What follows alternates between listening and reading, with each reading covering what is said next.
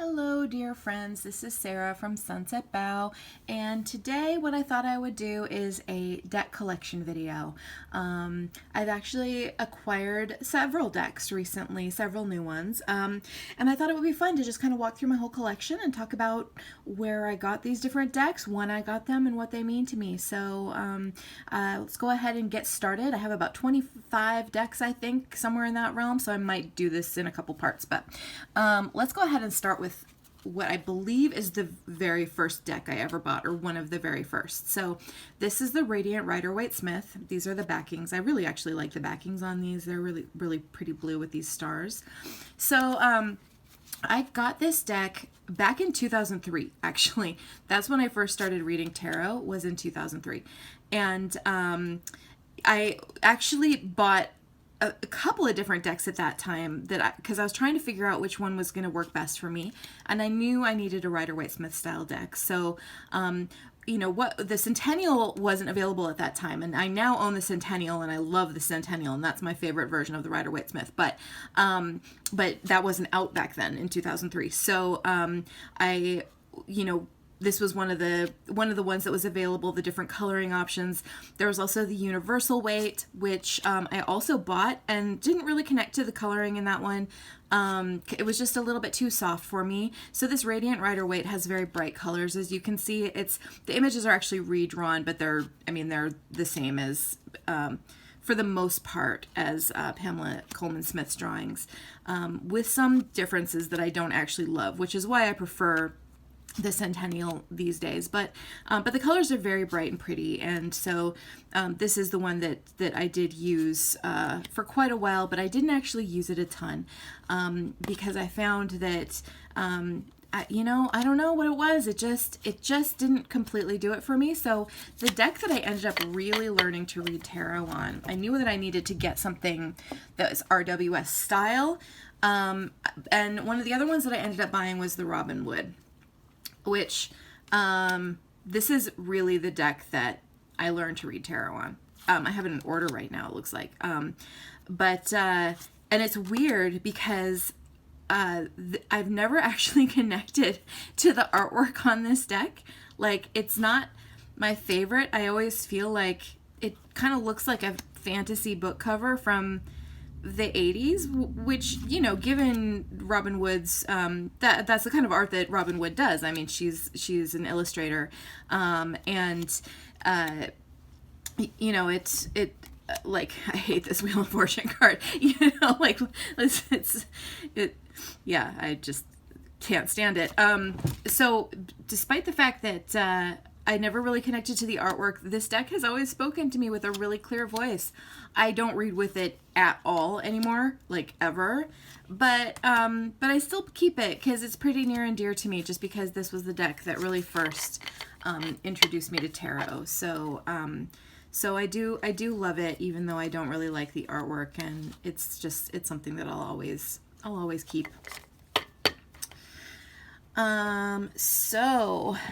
Another deck that I got back in those days, I just take it out of the box here, is the Goddess Tarot.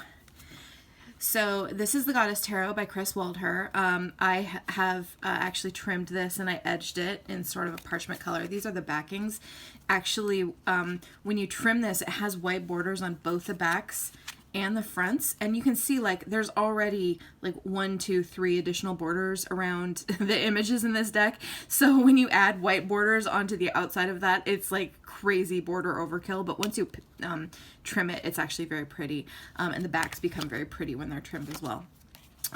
So this is actually kind of a funny story, because when I didn't actually have this deck for the last 15 years, even though I bought it in 2003, because when I bought it, I actually I gave it to my mom. It was something she had been interested in the fact that I was reading tarot, and I thought this might be kind of a cool deck for her to connect to if she wanted to give it a try, or because of the way that the majors are in this deck, like each major is just an individual goddess. It seemed like the majors, if she didn't get into reading tarot, the majors at least could just sort of work as almost like an oracle deck, where it might be fun for her to like pull a card on occasion. So I gave it to my mom. She never really used it, And then in the past like month, I was over at her house and she was like, hey, you know that tarot deck that you gave me all those years ago? Do you want that back? Like, I never use it. And I was like, okay. So I took it back, and that's actually when I trimmed it and edged it. I do think that this is a very beautiful deck. It's, you know, the majors are all different goddesses. The minors are all just like completely Rider-Waite Smith. You know, I think the artwork is very beautiful. And, you know, I haven't read with it a ton yet because, like I said, despite the fact that I bought this in 2003, I haven't actually, like, worked with it at all in the intervening years, but I do think it's very beautiful. The one thing that I can't stand about this deck, it is a US Games deck, and it has that really, like, toothy lamination that kind of makes the cards stick together, so that's the thing that I really don't like about it, but I do think it is very beautiful. So the next deck that, I'm pretty sure this was the next one I got, which was a number of years later. Those early years in 2000, like 2003 and onward, I showed you those 3 decks that I'd kind of bought at the time. I'd also bought a couple of other decks that I just didn't connect to at all and ended up passing on to other people. Excuse me. Like I tried the Hanson Roberts, which was just too soft for me. It's beautiful, you know, it's a beautiful deck, but it feels a little bit too pastel and sort of the figures all seem almost childlike, and so I don't know, I just didn't connect to it, so I actually passed that one on to a friend who I thought would really like it. I also at the time bought the Osho Zen, which I couldn't connect to it all. Like, I don't know what it was, but it just didn't work for me. Again, I think it's a beautiful deck with beautiful illustrations, but it just didn't do it for me. And actually, even back then, the schizophrenia card bothered me. I don't know, it just didn't work for me as a deck, and I didn't like the master card with Osho on it, and I didn't like it. So, that one I think I actually just sold on eBay. You know, for a lot of years, the Robin Wood and the Radiant Rider-Waite were all I had. And then I think the next one I got was the Golden Tarot by Cat Blaque. Now, I am a huge freaking fan of Cat Blaque's art. Her 2 tarot decks are 2 of my all-time favorites. I feel like I don't see them very often in people's collections, and I think that they're so wonderful and underrated and beautiful. So this is the Golden Tarot, which is her medieval style deck. It has these beautiful gilded edges, and this is actually a US Games deck, so it is a little bit shiny and laminated. I don't love like the cardstock on this. It's nice quality in terms of the thickness. It's very nice to shuffle and everything, but it's very shiny and glossy, which I don't love. But I think the backs are beautiful, and I think the artwork on this is just beautiful. It's a collage style deck, but she's so good at doing digital collage that everything looks like it was just painted the way that she's collaged it together, and I think it's just beautiful. She has done 2 decks, this one and the Touchstone Tarot, and I'm going to get to the Touchstone next, because that one is actually like my soul deck. It's probably my favorite deck of all time. But I do really love this one. You know, the thing about this one is that it feels a little impersonal sometimes. Like, I feel like this deck it often feels very strongly to me connected to, like, not so much me personally, but to things like politics and the world around me. So it does have a little bit of an impersonal feel, but if I'm going to do a reading that relates to those things or those things and their effect on me, this deck feels really right for it, because it feels like it has kind of a larger perspective than just a personal perspective. But I think it's stunningly beautiful, and I really love medieval artwork. And I love this deck. I think Cat Blaque is an incredible artist, and this is just a really, really wonderful deck. Next, let's talk about Cat Blaque's other deck, which is the Touchstone Tarot. I freaking love this deck. I own this. This is out of print, which is a tragedy. I own 2 backup copies of this. This is like my heart and soul deck. So let me just take it out and show you. It comes with a beautiful guidebook, and then the cards themselves are actually quite large. They're a big card. This is the backing, and then they also have gilded edges. But I love this deck. So where, you know, the Golden Tarot, which is her other deck, is really focused on medieval artwork. This one is more like Renaissance and Baroque style artwork. But again, it is digital collage, but so well done that, you know, you would never know that it didn't just come like that. And the thing I love about this is like the people's faces. Like, it's almost all portrait style, and the people are mostly looking like right at you. And so this one, unlike the Golden Tarot, feels very, very personal to me. I only read for myself with this. I don't read for other people with this. And there's actually a Happy Squirrel card too, which I'll talk about in just a second, because I leave that in the deck for a very specific reason. But you know, like all of these people, they just like, this deck feels like you're like at dinner with a friend, you know, who is one of those friends who like is very compassionate, and gives you good advice, but knows all your shit, you know, like they know all your tendencies. They know all of the, you know, ways that you make excuses for yourself, and they're just not going to let you do that. So again, this deck feels very personal to me, but very compassionate. And if I need to get a clear answer about something in my life, this is the deck that I go to. So neutral but compassionate is how I would characterize this deck. And the other thing, let me just go back and find it again. This deck does have a Happy Squirrel card, which is important to me, and I leave it in the deck when I do readings, and here's the reason. I have like a very odd relationship, I feel like, with Happy Squirrel cards in general. So a short time after I originally started reading tarot, this was back at, you know, 2005, 2006, around that time period, I went into a very, very deep depression, like very deep depressive episode. And just like, it was so difficult. My life kind of fell apart. And as you know, the Happy Squirrel is a joke from The Simpsons, where it's this episode where Lisa goes to a Renaissance festival. She goes to see a fortune teller, and the fortune teller pulls the Happy Squirrel card. And so it's a joke from The Simpsons. And when I was in my deepest depressive episode, the only thing that I could find pleasure in was The Simpsons. It's such an important show to me. Of like all things in pop culture, the most important thing to me is the show The Simpsons, because it was the only thing that I could actually get a smile from when I was at my absolute lowest of the low. And so back then, like, this was in the early 2000s, I didn't have a DVR or anything, so I would like tape. I still had a VCR, and there were like 4 Simpsons reruns on a night, and I would like every night tape all those Simpsons reruns. So I had like a whole box of VHS tapes that were just filled with Simpsons reruns, and I would just play those tapes like on a continuous loop over and over again when I was at home in my house, because it was like the only thing that could keep me light and keep me from just completely sinking into a depressive fog. What this card symbolizes to me is the fact that I have come through a dark time and emerged on the other side of it, feeling well. And so it's actually very important to me, and very meaningful to me. So yeah.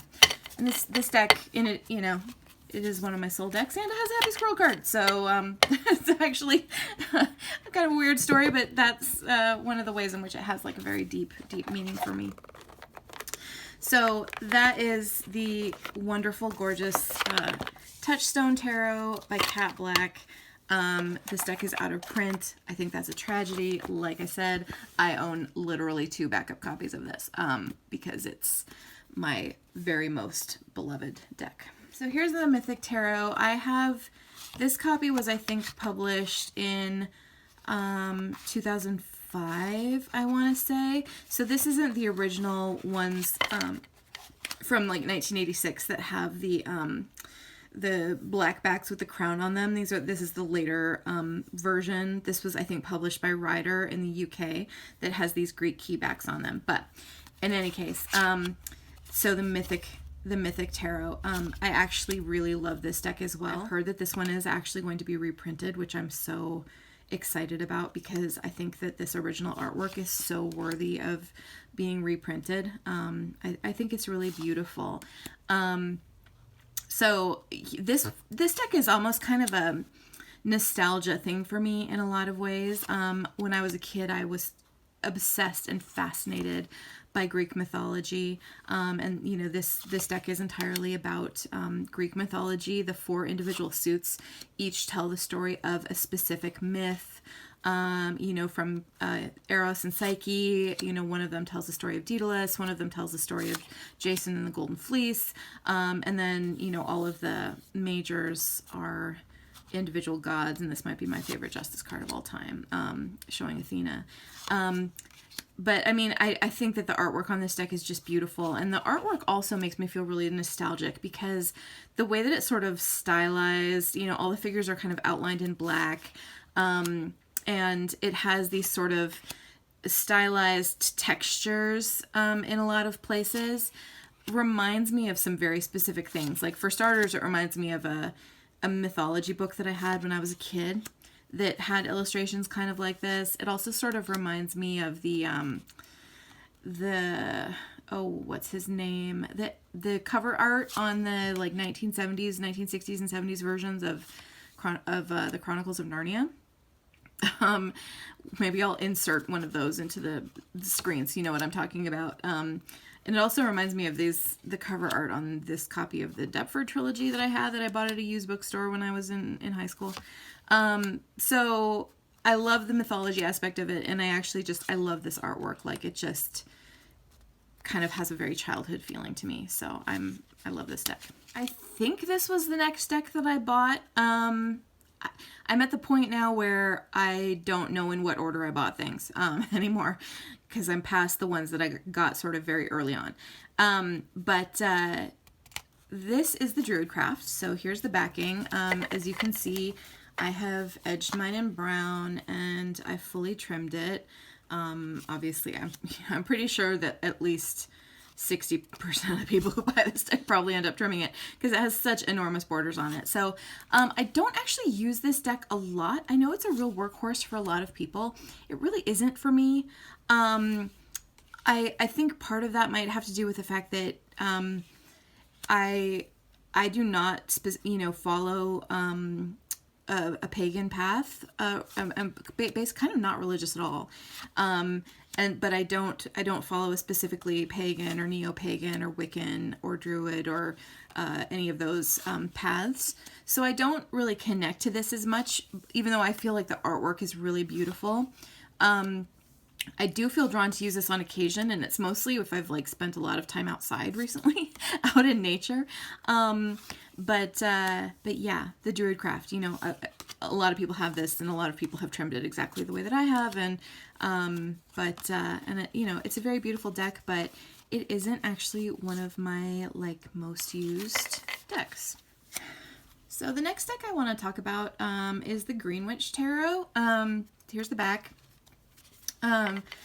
Despite the fact that, again, I don't actually follow a pagan path, I actually use this one quite a bit more than the Druid Craft. Although it looks like I do actually have it in order right now. I don't even remember when I put this in order. I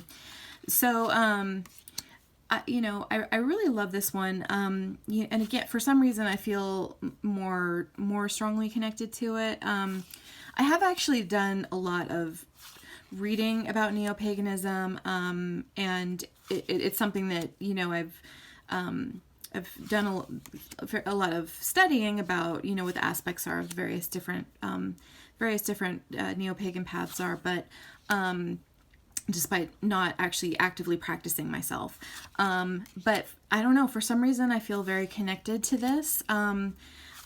This feels just like a very comforting, kind deck. This deck sort of feels like living in Hobbiton, I guess. Like, it feels like you're living in this sort of, you know, very enchanted kind of magical world. And I think it's really pretty, and I really like it. So, and again, I use this one quite a bit more than I use the Druid Craft. I don't know, this deck just kind of feels like a hug from your mom.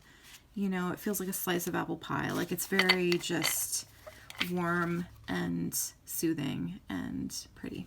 Here is the Tarot Mucha. So this is drawn in the style of Alphonse Mucha, who is obviously a very, very famous Art Nouveau painter. Oh, I should show the backs of these. So not a reversible back. That doesn't matter to me. I don't read reversals. But I use this deck a lot, actually. It's very beautiful. This is a Los Carabeo deck. I'm not a huge fan. It's a little bit glossy and laminated feeling, but the cardstock is pretty nice. It's easy to shuffle, and I think the artwork on this is really beautiful. And aside from the fact that it doesn't actually have the names on the majors, it just has the number. Aside from that, I think this is actually a super beginner deck for people who connect to Art Nouveau imagery, because as you can probably see, I mean, this is super, super adherent to the Rider-Waite Smith imagery, but just drawn in a different style. And it has very, very similar symbolism. Although, you know, there are a lot of cards, because it is Art Nouveau, where a woman has been substituted. So, like this Hermit card, although I do sometimes wish the Hermit didn't look quite so frightened in that card, but like the Fool as well, you know, there's a lot of images where it's a woman instead of a man, which I do like here. And we have another woman in the Two of Wands. So, so it is a very beautiful deck, and I use it real frequently. It's an easy read because it's just super, super Rider-Waite Smith. The only card in this deck that I cannot abide is, if I can find it here, is the Judgment card. It just is so, the angel in it is like so terrifying looking. Although I love this Moon card. This is one of my favorite Moon cards of all time. But why am I looking for this? Of course, it's going to be all the way at the end, or maybe I even flipped past it already and I just don't even know.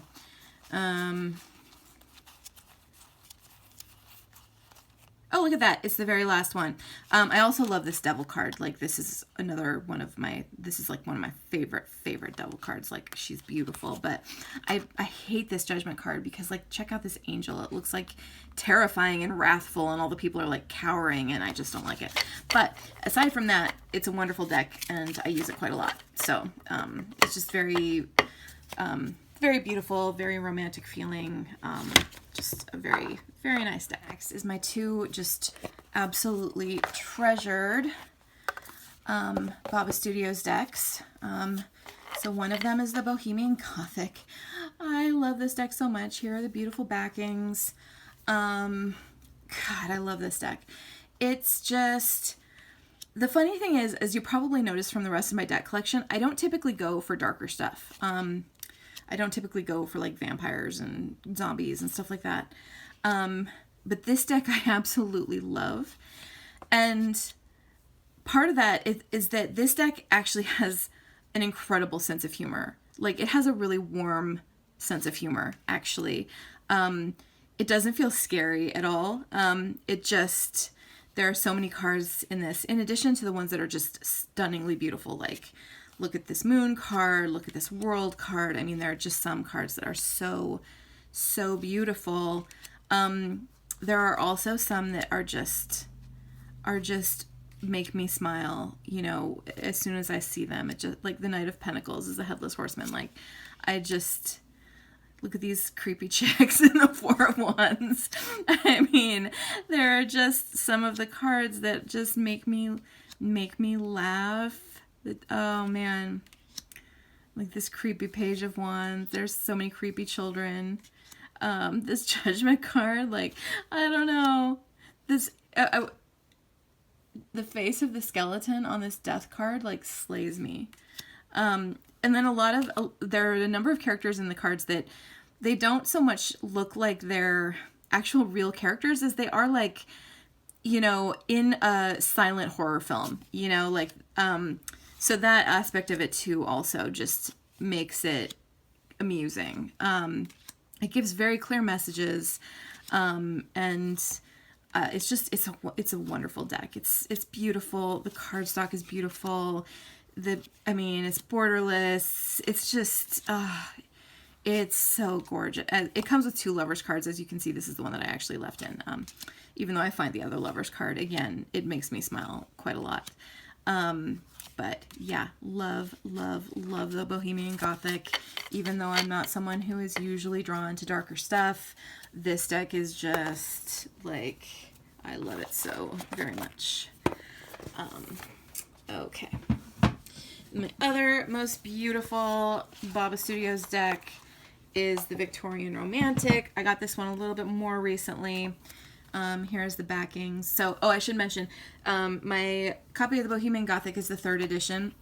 This is also the 3rd edition of the Victorian Romantic. This is the one that has like the metallic overlay and gilding on it, which is so finely, beautifully done. Like, it's amazing. It makes the cards look so rich, and it's just like, oh my god, when you look at them up close, you can see that every little fleck of the gilding, down to just these most microscopic specks, has been placed on there completely purposely. Like, every single one of these cards is an absolute work of art. I love this devil. Like, I just, and yeah, it's just, this is a stunningly, stunningly beautiful deck. Again, you know, it's Baba Studios. The cardstock's amazing. The shuffle is amazing. And I love the artwork. As you probably noticed from some of my other decks, some of my favorite decks are ones that have like artwork from older eras. Like, I'm one of those people who, like, my house is full of antiques, and I love old stuff. So I'm just a huge, huge fan of this deck. I read with it very frequently, and I think it's stunningly beautiful. And these Baba Studios decks are expensive, but well worth the money if you want a real work of art, honestly. Okay, so next up is some of my real workhorses. This is the Centennial Rider-Waite Smith. This is the borderless edition, which I love. I love these cards borderless.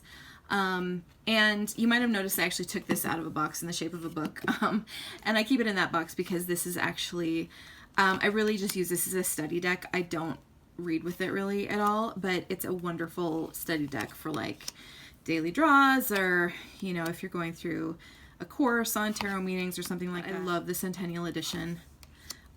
How desperately I wish that this edition had existed when I first started reading tarot, because I probably would have had a much easier time connecting to the Rider-Waite Smith, just because the colors are softer and they're muted and everything looks a little antique, and it's a really, really wonderful edition of the Rider-Waite Smith. I love that it comes borderless.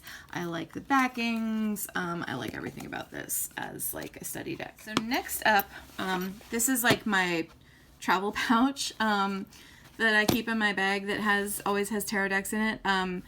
And I find it very amusing to keep it in this like pouch that says, when in doubt, go to the library, Hermione Granger, just because, you know, Hermione thought divination was a very woolly discipline, so it's kind of incongruous. But right now, what I have in here is I have a tinned edition of the Morgan Greer, which I love. This, as far as like the tinned travel decks that I have, this is probably the one I use the most often. I've read for a lot of people with this deck.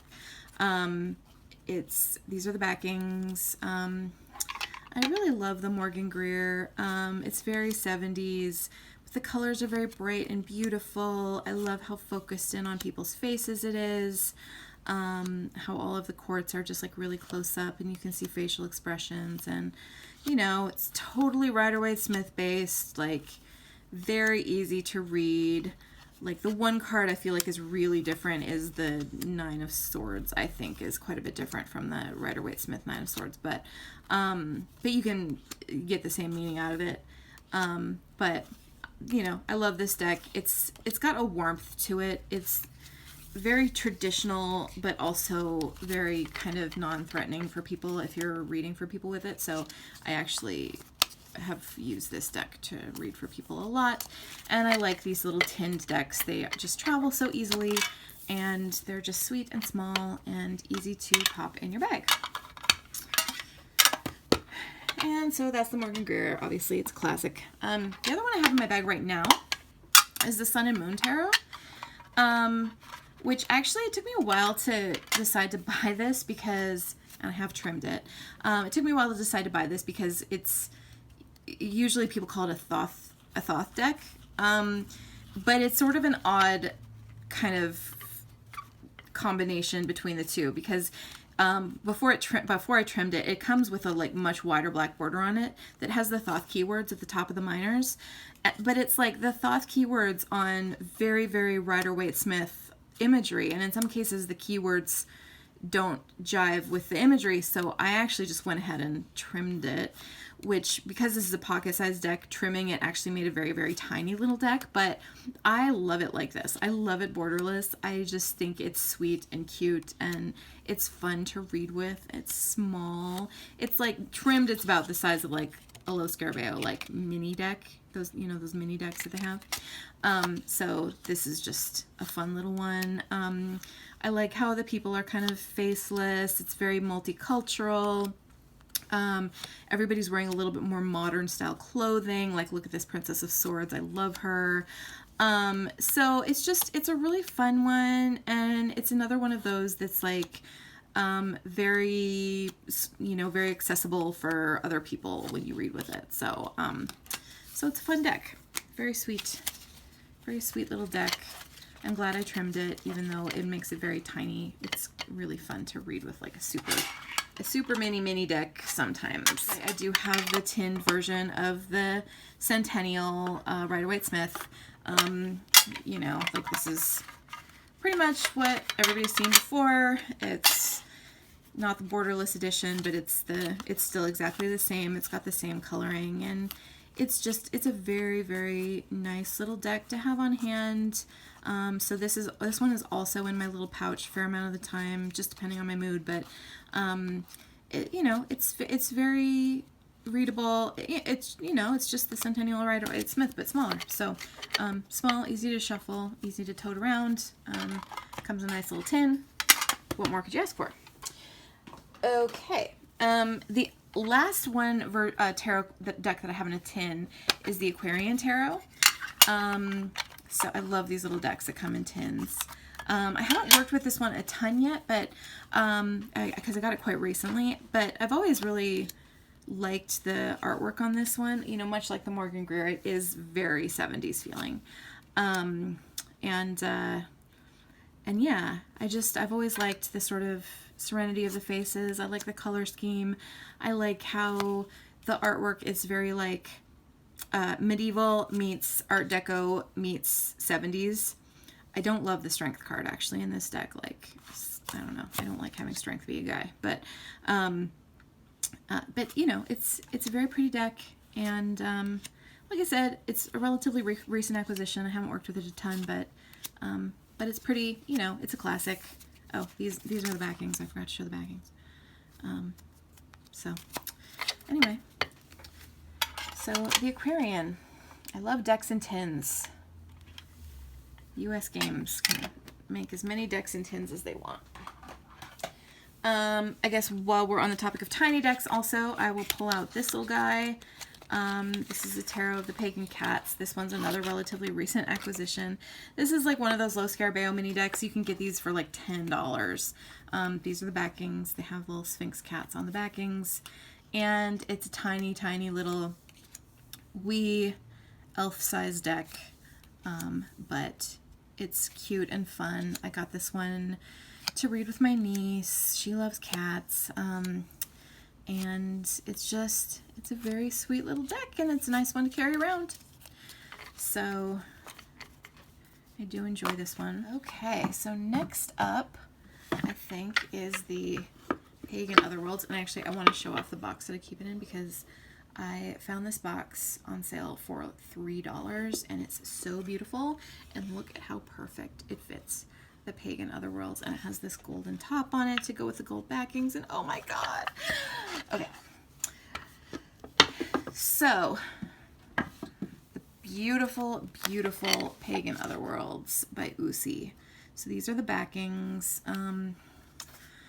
And just, oh wow, this deck. I feel like as far as just quality goes, in terms of like the quality of the card stock and everything, this is probably the highest quality deck I've ever had in my hands. I mean, it's just, it's wonderful.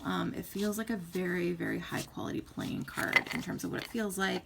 It's slippery, and it's just all of the, you know, no matter how much you shuffle, the cards just go straight back to their original configuration. They just lay perfectly flat. And I just love the imagery in this deck. So it's Pippish. In the all of the minors, they're pips, but then they have this like little scene around them that suggests the meaning, and it's the Rider-Waite Smith meaning. So, and here you can see this is the 5 of Cups. 3 of the cups are upside down, 2 are right side up, and then you have this sense of loss, death. I mean, it's just you know, it gives you that suggestion. But then the majors are just these like incredible sort of almost Renaissance style paintings. And I really love this deck. I think Pagan Otherworlds is such a good name for it because this deck almost makes me feel like it almost makes me feel a little bit like you're on a quest, like in a strange world. It's almost like a quest in a video game where you're traveling around, and as you're moving through the landscape, you meet these different characters, and each one of them like has a very specific message for you. And then you also get sort of messages and clues from the vistas that you see in the landscape. And I don't know. This deck is a very solitary feeling deck. Like, it really does feel like you're traveling alone through a strange land, which sometimes is a feeling that you really need to get, you know, from a tarot deck. Like, if I compare this to the Touchstone, you know, the Touchstone always feels to me like having coffee with a kind, compassionate, but no bullshit friend. But this feels like I'm traveling alone through another world. And I don't know, it's an amazing feeling reading with this. It gives very clear, very neutral messages. Like, I don't know, it's just, and each of these individual figures, it's like I want to walk up to them and talk to them and find out what they have to say to me. I don't know. It's a wonderful deck. It's beautiful. Like, even just looking through it right now, I'm sort of getting little chills because it's just wow.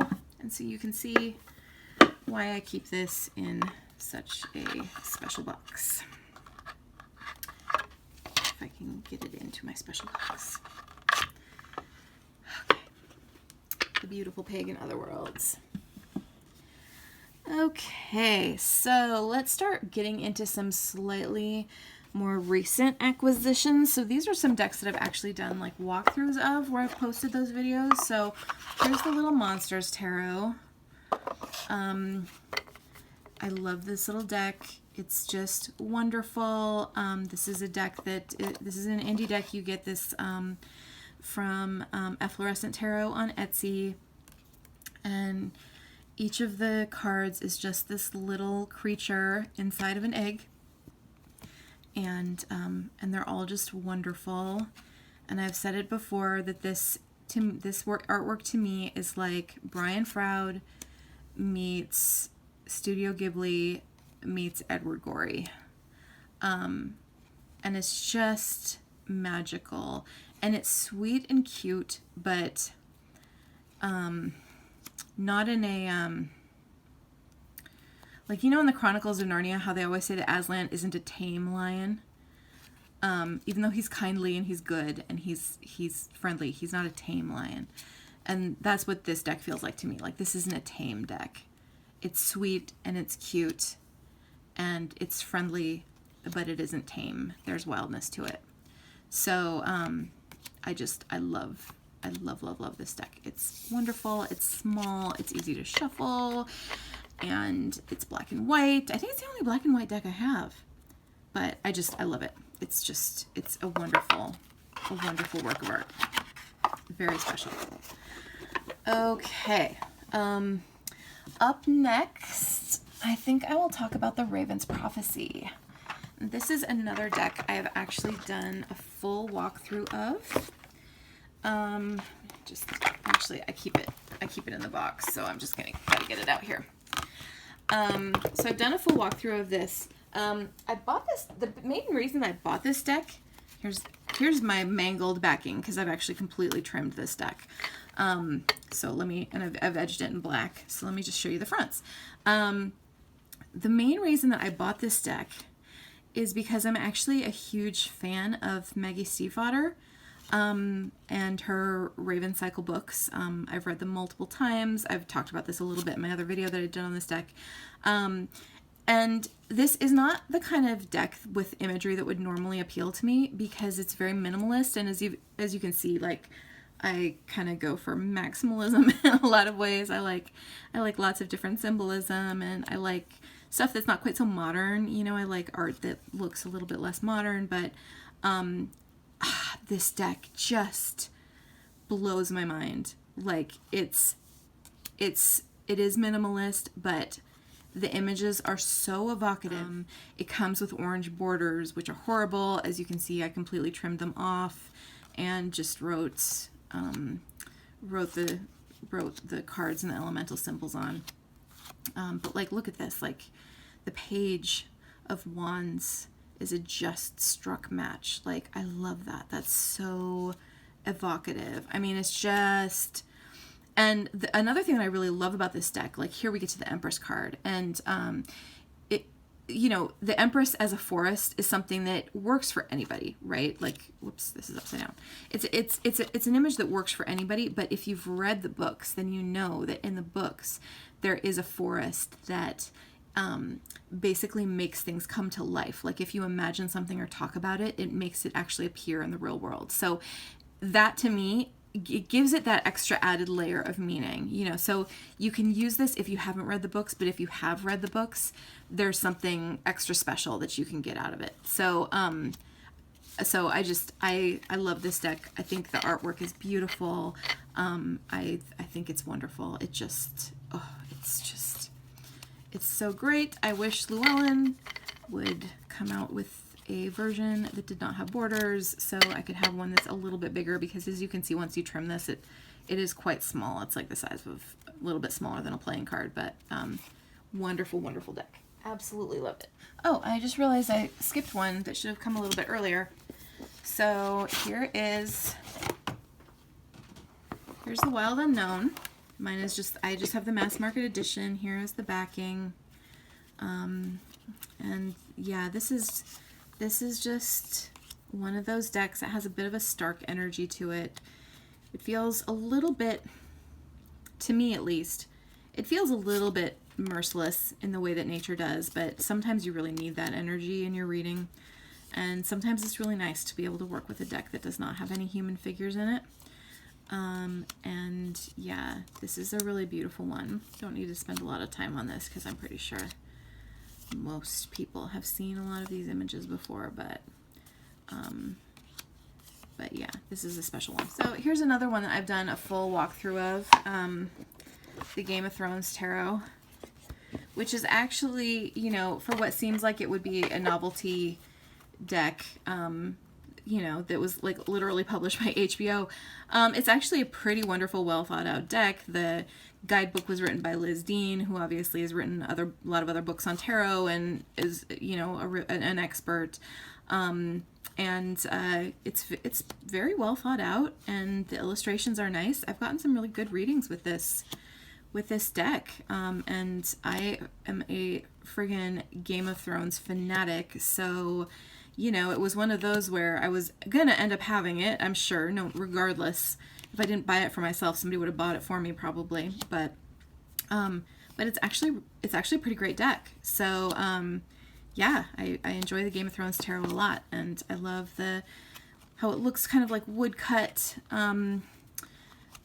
drawings, and I like the backings. I do feel like, you know, again, because it is Game of Thrones, like a lot of the images in this are a pretty dark take on some of the, you know, like Cersei is the Queen of Swords, for example. I mean, Cersei at this moment is a good Queen of Swords, but she's a pretty dark take on the Queen of Swords. And there are a number of other cards that are kind of like that, where it feels like, you know, like the King of Swords here. Like it's a pretty dark take on the card meaning, but it generally tends to work for the vast majority of the cards. It works. And you know, because it's Game of Thrones, of course you would expect that things would be dark, because that show is bleak as shit. So next we're getting into some really, really recent acquisitions. So I've got here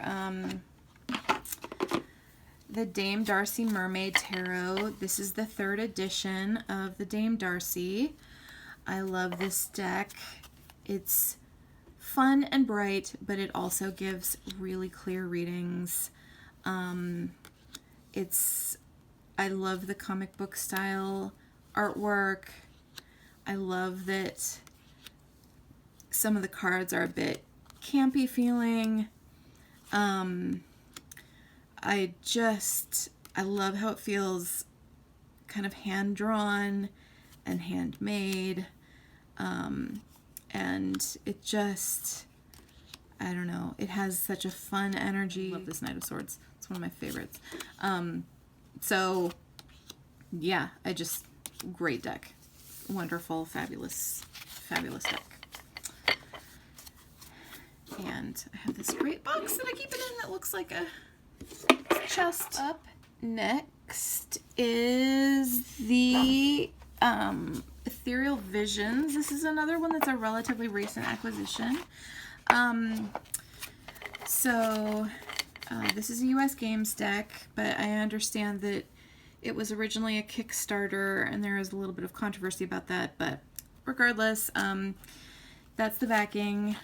This is a very beautiful deck. It has this gilding, a little bit of gilding on every card. It's Art Nouveau style.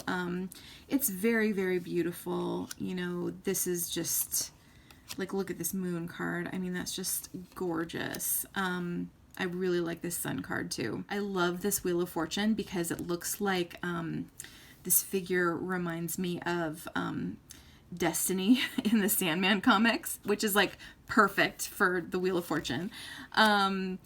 And yeah, I mean, it's a very pretty deck. It's lovely. I feel like I haven't really used it as much yet, but I feel like this is going to be a good deck for reading for other people that this kind of imagery appeals to. So yeah, the Ethereal Visions. Very, very pretty deck by Matt Hughes.